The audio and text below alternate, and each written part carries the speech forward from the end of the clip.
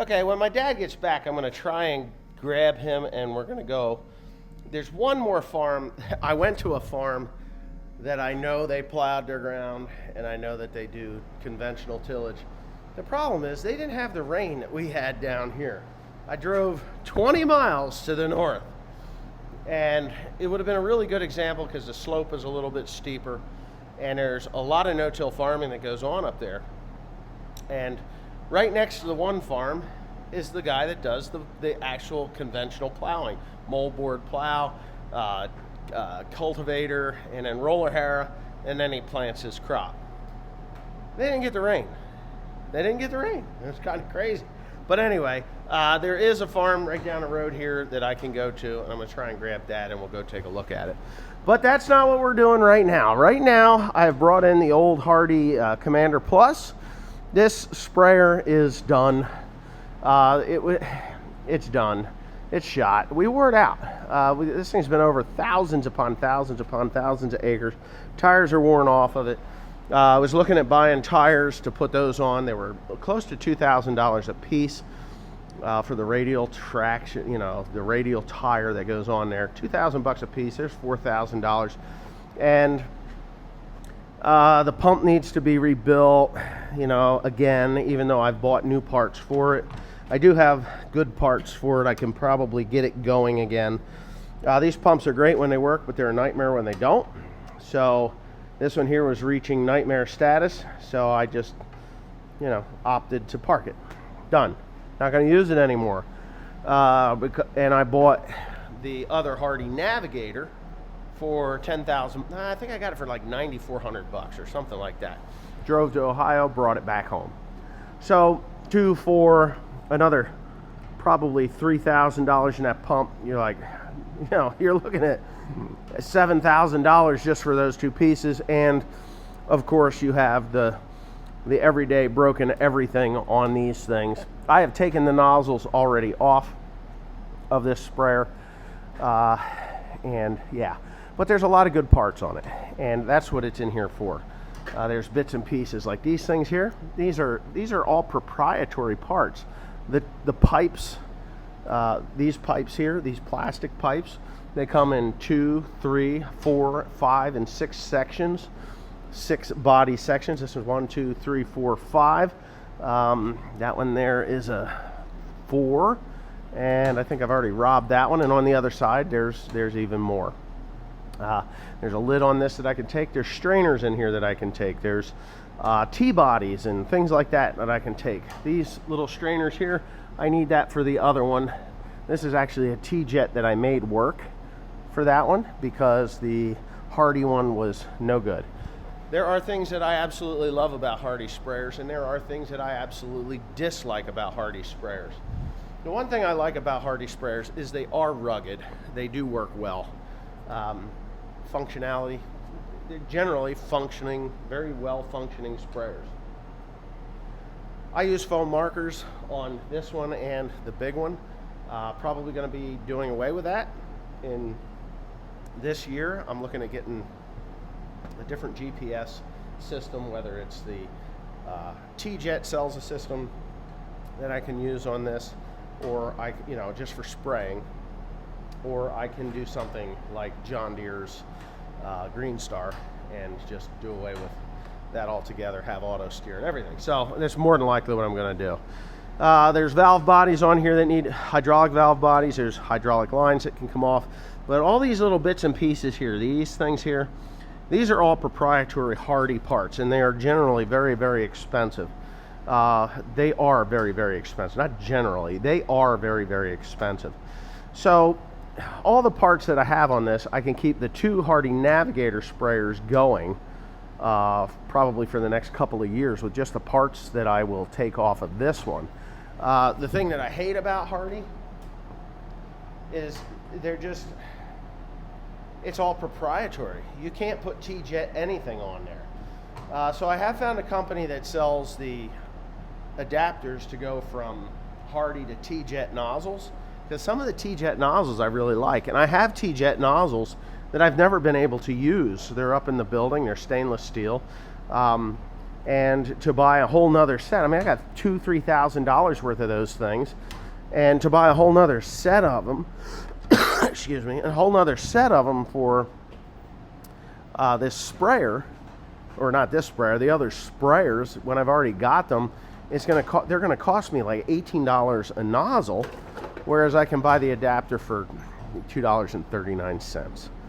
So anyway, that's my job for today, is to actually pull all these tubes off, break down the nuts, the bolts, figure out which one of these bodies are broken, no good, throw those away, and just catalog everything that I need off of here, and the rest can just I'll pull that tank out of there and throw it away, get rid of it, cut it up into pieces, and then the rest can go into the scrap heap.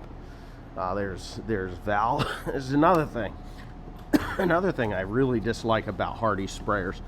You can have a valve on this particular sprayer, but this sprayer won't match the Navigator's bodies. They're different. Everything's different. So if I want to go from my tank draw to the rinse tank down in the bottom, I can't. This won't fit on that sprayer out there. And I've already robbed it off of here, and I think it's over there, but I've robbed parts off of this already. But there was the flow valve, the automatic the rate controller, the flow control valve. That one there, I needed it for the Navigator. Well, son of a bitch, I literally could not use the one from this one and put on the Navigator. It just it didn't work. It wouldn't work. It refused to work. Let's see. These lights on this one are new. I can put those on the Navigator. I put these on. My dad he wanted me to put new ones on, so I bought new ones and put them on. Those were expensive. They were expensive, but you know, I bought them, put them on there, and now I'm going to take them off and put them on the other sprayer so that when we're making left-hand turns and on the highway or whatever, we won't get killed. So anyway, yeah. Hardi, when they build a sprayer, they should just stick to one design in this generation. The new Hardi sprayers are very different. Excuse me. Are very different. This one here was built in 2004. I like this sprayer. This was a good sprayer. It was the second Hardi sprayer that we owned. First one was a little backpack sprayer. But, you know, this is a 60-foot Eagle Boom. You'd figure that the 60-foot Eagle Boom that's on the other sprayer out there would have the same hydraulic cylinders. Well, it doesn't. They're different. They're different because that sprayer was built after this one, so they changed them. So from year to year, Hardi changes stuff, and it really stinks because you got all this money in Hardi sprayers, and you can't just say, oh, I'm going to stock a bunch of this stuff and it'll just fit, because it doesn't. It just doesn't fit. So yeah, like these bodies here, I had taken these solenoids here, these solenoids and coils. They don't match the other sprayer. They just don't. Totally different. So anyway, I'm going to rob all the parts off that I feel are useful on the other sprayers, which is basically the bodies and the pipes and the mounts and the bolts and the nuts and whatever else I can find. And the rest of this thing is going in the scrap heap. I'm going to go to junkyard. I got no use for it. That's it. The end. Done. So you can watch me do that. These fit, and these are expensive. Yeah, I took the flow meter in there. I took that out of there. I needed that, so I took that. But yeah, all right. I only see one boom strainer there. There's another boom strainer over here. There should be. Huh? Oh yeah, that's a. See, now that's a Hardi boom strainer. That's a 50 mesh. Yeah. And there's other ones in here too, if I remember right. Up in the line strainer there. And this thing here is actually some kind of a grinding tool.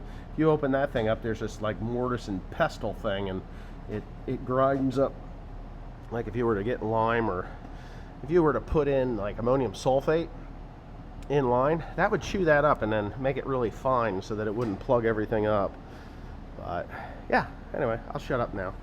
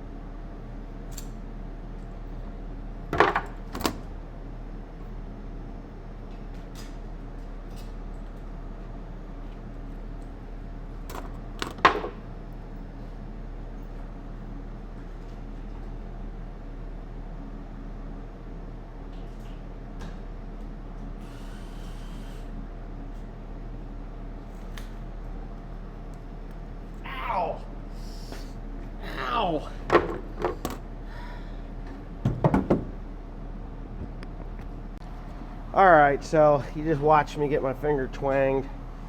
Yeah, apparently we ran out of little plastic nuts and bolts that hold these things together, because somewhere someone thought it was a good idea to put zinc plated 1/4 inch bolts in there. And yeah, I probably did run out, because that's the whole premise of tearing this thing apart. Each one of these pieces, this is over $10 for this thing, just this. And then this thing here is like almost 5, or maybe a little more than 5, I can't remember now. Pure stainless steel hose clamps, next to impossible to find. So these are like 50 cents a piece. You know, by the time you add all these things up, all these nickels, dimes, and dollars, you turn into thousands of dollars worth of parts.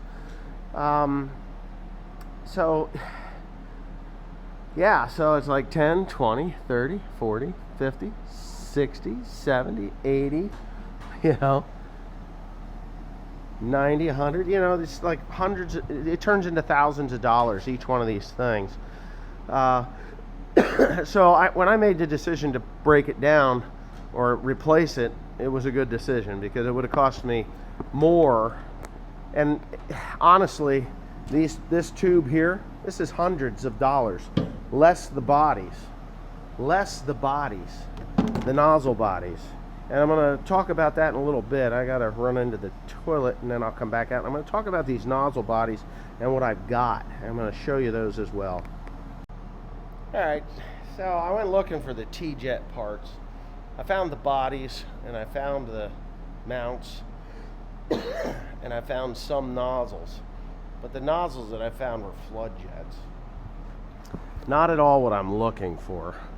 Flood jets are okay for putting fertilizer on, but they're not okay for putting down herbicide, in my opinion. I mean, you can. I mean, they're okay, but large droplet flood jets, that's okay for putting down residuals and you know, with a lot of water, like 30 gallons to the acre, which would be fine. But I don't know. I know I had a fine mist. I know I had some fine, like 15-gallon nozzles that would put out a nice double spray, and I just can't, for the life of me, I don't know where in the hell they are. I thought, of course, it was 2009 when I bought them. I did find a packing slip, and we never used them. So, not using them, they're probably lost to history or something. I don't know. But anyway, I'm going to go ahead and get back to work on this thing. Start, you know, finish taking off all those little pieces, breaking them down. There's really not a lot on here that needs to come off. Just the important things that I break when I'm running the other sprayers. But these are very expensive. If anybody's ever bought one of these, this little 3-hole one is probably $150 for that tube. I know I paid stupid money for one of them. It was like $250 for a 4. And there was a 5 that I broke, and I was really regretting it. And I made it a point when the boys were running the sprayers that, look, if you break one of these things, you get your ass off of there and you fix it or tie it up with a wire tie, because you break that pipe, it's hundreds of dollars, and you're down, and you can't do anything because of the way they're put together. You can't you can't Afro-engineer it. So anyway, this is going to be it's a good thing to have this thing all apart and ready to go. Yeah, let's see if she works. So I'm just breaking these parts down into individual pieces, because sometimes you need one of these, more than likely you'll need one of those. Definitely going to need these little bolts and nuts. And they're all just a little plastic bolt with a little plastic nut. For the most part, when you're putting them on, you can just press them in and then cinch them up. Just one of these jobs that needs to get done. It's time consuming and tedious. Would be good if I had a hired kid or something that could do this work. You know, just come out and say, hey, yeah, I'm going to work on tearing that sprayer apart today, and, you know, get a couple hours in and an 8-hour day or a weekend, taking it apart, categorizing it, instead of me spending my valuable time doing this job. But it's okay. Timothy is, he's hauling hay. I need to get going. I will be hauling fertilizer tomorrow. I got to bring fertilizer home. So I'm going to do that. And I've got lime that needs to be picked up. But I got to get 10 loads of this fertilizer in and under a tarp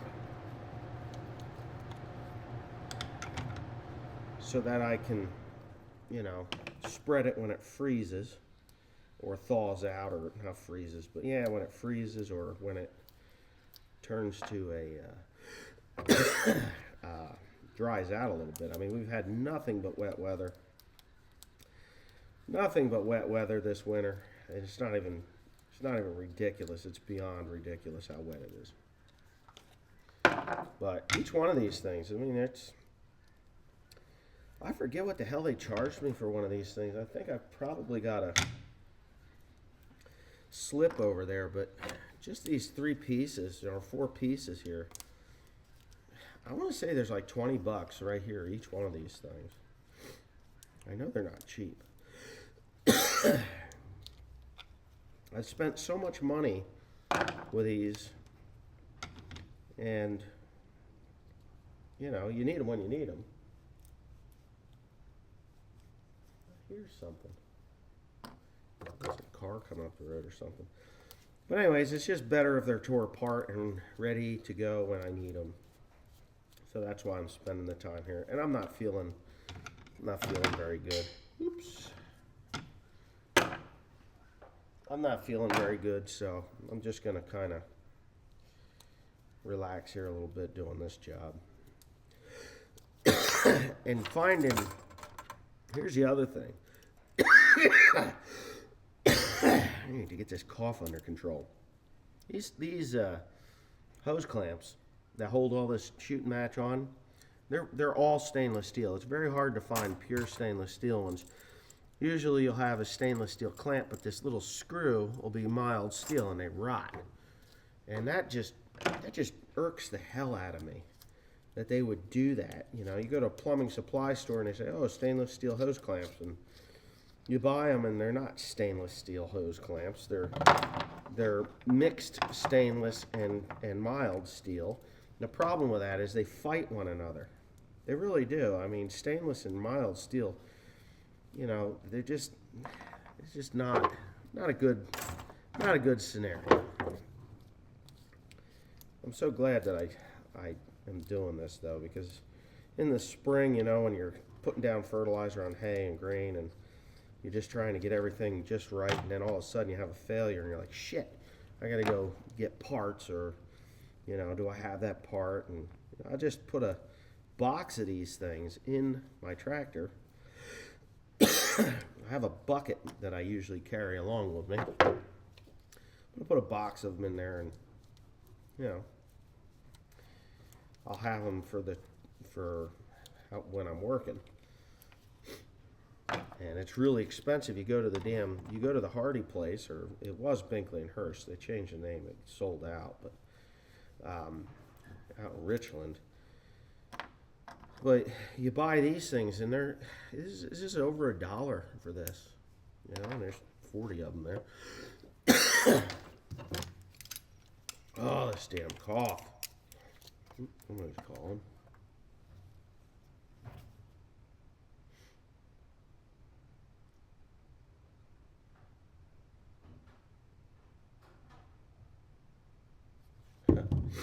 Somebody's defending what I had said, which, anyway.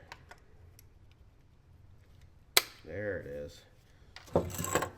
So this is how you solve this issue. Now this was broke. Did you see that? Damn thing snapped off, tried to kill me. Oh, okay.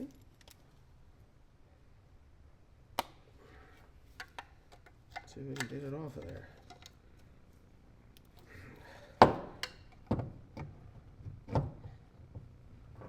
Yep, there it goes.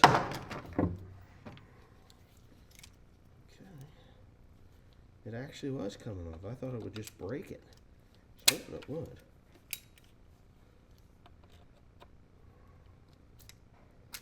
I'm good at infuriating people at times. I don't know, it's a talent I have. A talent for intolerance. And if you're going to put mild steel on something like this, at least put a big fat flat washer on the back side of it. Alright, well now I can at least grab the whole thing. Ouch! Got my belly button. Alright. Okay. There's that. That. So that's it. That's all of them. Let's take a look at what we got here. 1, 2, 3, 4, 5, 6, 7, 8, 9, 10, 11, 12, 13, 14, 15, 16, 17, 18, 19, 20, 21, 22, 23, 24, 25, 26, 27, 28 of those. So there's 28 of those. There's more of these because I know there's more of these. 28 at, yeah, they're just stupid money. I know these are like $5. I don't know. I'd have to look those parts up, how much I paid for them. They're damned expensive. They're more than what I'm saying. I know they are. I know when I break them, I cuss and swear every time because when I break them, it's like, God, blah, blah, blah, because they're expensive. But anyway, I guess the next thing I'll do is I'll take these lights off of here. There are right and left. I know these are new, and I know the ones that are on the one sprayer, they're shot, so I'll pull them off of there. I guess I'll get up in here and start taking these out. I don't know. I'll just take that whole unit off of there instead of, and then there's this box here. I need a new lid for it because this can be used elsewhere. This is the hydraulic side of it. I can use those solenoids here and there. Oh yeah, there's quite a bit to do yet. Anyway, with that being said, I'm not going to bore you with any more of the details.